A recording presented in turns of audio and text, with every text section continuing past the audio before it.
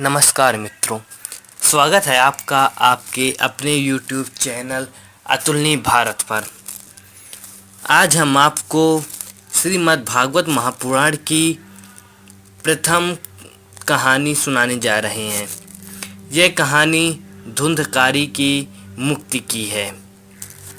किसी समय तुंगभद्रा नदी के किनारे एक उत्तम नगर था।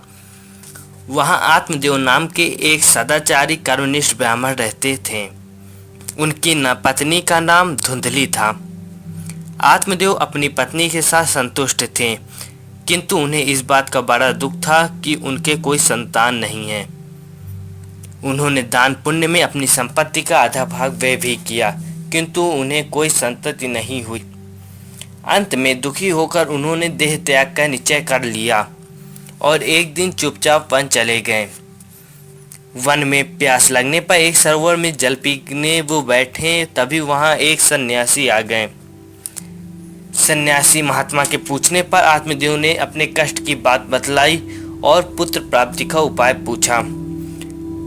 सन्यासी ने योग बल से उनकी भाग्य रेखा देखकर बताया, तुम्हारे प्रारब्ध में 7 जन्मों तक पुत्र सुख नहीं है, अतः सच्चा सुख तो मोह को छोड़कर भगवान का भजन करने में है।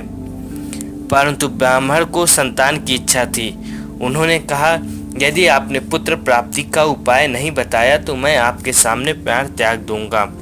अंत में विवश होकर महात्मा ने ब्राह्मण को एक फल देकर कहा, यह फल ले जाकर अपनी पत्नी को खिला दो, इससे उसे पुत्र प्राप्त होगा। महात्मा फल लेकर घर चल दिया और पत्नी को वह फल दे दिया। परंतु आत्मदेव की देवी जी भी अद्भुत ही थीं। उन्होंने वह फल खाया नहीं, उल्टे अपनी सखी के सामने रोने लगी। सखी, यदि मैं फल खा लूं तो गर्भवती हो जाऊंगी, उससे मेरा पेट बढ़ जाएगा, भूख कम लगेगी और मैं दुर्बल हो जाऊंगी। फिर घर का काम कैसे होगा? और अगर डाकू आ गए तो गर्भिणी नारी कैसे भाग सकेगी? कभी शिशु टेढ़ा हो गया तो मेरी मृत्यु ही हो जाएगी। प्रसव में भी सुना है महान कष्ट होता है। मैं सुकुमारी उसे कैसे सहन कर सकूंगी? मेरे असमर्थ होने पर मेरी ननंद मेरा सर्वस्व चुरा लेगी। पुत्र के लालन पालन में भी स्त्री को बड़ा दुख होता है। मेरी समझ से तो बांधे या विधवा स्त्री ही सुखी है। इस प्रकार को तर्क करके ब्राह्मण पत्नी ने फल नहीं खाया।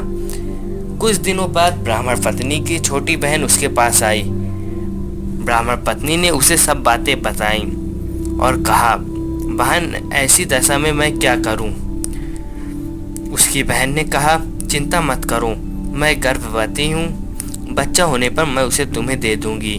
तुम मेरे पति को धन दे देना, इससे वह तुम्हें बालक दे देगा। तब तक तुम गर्भवती के समान घर में गुप्त रूप से रहो और मैं प्रसिद्ध कर दूंगी 6 महीने का मेरा पुत्र होकर मर गया। तुम्हारे घर प्रतिदिन आकर मैं तुम्हारे पुत्र का पालन पोषण करूंगी। यह फल तो परीक्षा के लिए गाय को दे दो। ब्राह्मण पत्नी ने फल गाय को दे दिया और पति से कह दिया, मैंने फल खा लिया। समय पर उसकी बहन को पुत्र हुआ।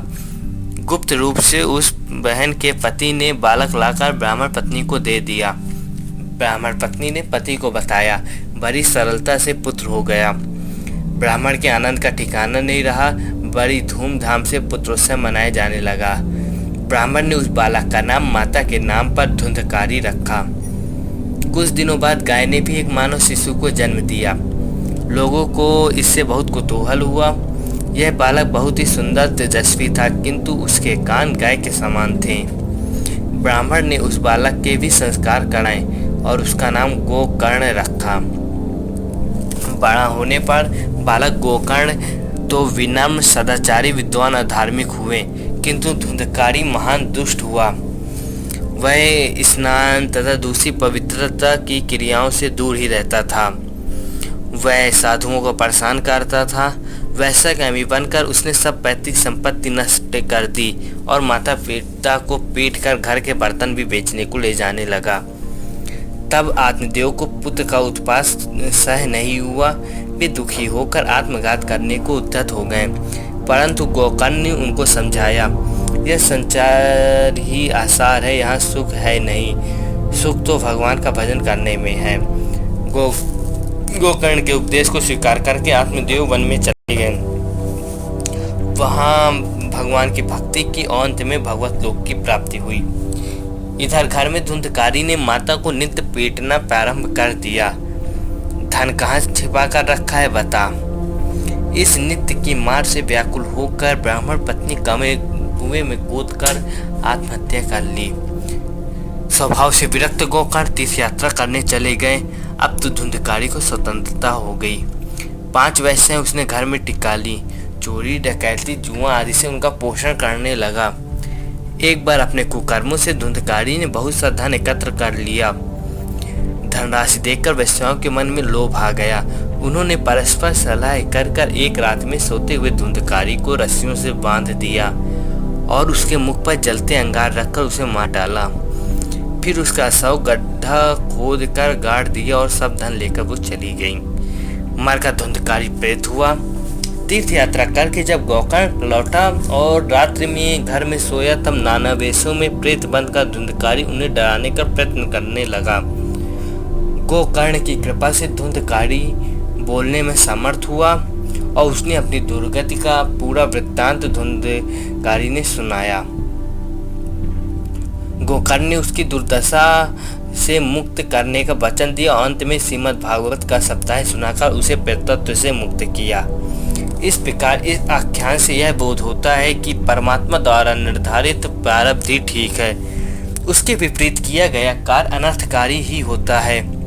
आत्मदेव को सन्यासी महात्मा ने ऐहिक और परलौकिक सुख के लिए भगवान का भजन करने की सलाह दी थी, परंतु आत्मदेव ने इसके विपरीत हट किया।